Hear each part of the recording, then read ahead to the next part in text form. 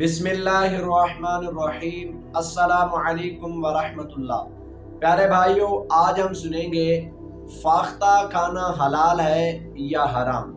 प्यारे भाइयों, फाख्ता के हलाल और हराम होने के बारे में मुफ्ती मोहम्मद नूरुल्लाह नईमी रहमतुल्लाह ताला अलैह आप परिंदों के हलाल और हराम होने का एक कायदा बयान करते हुए फरमाते हैं कि परिंदों के हलाल और हराम होने का एक इस्तिक़राई कायदा ये भी है कि जिन परिंदों की चोंच मुड़ी हुई है सिवाय तोते के सब हराम हैं, और जिन परिंदों की चोंच सीधी है बगैर कौवे के सब हलाल हैं।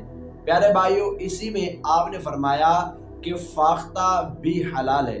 तो प्यारे भाइयों, फाख्ता भी एक हलाल परिंदा है और इसका खाना भी जायज़ है और हलाल है।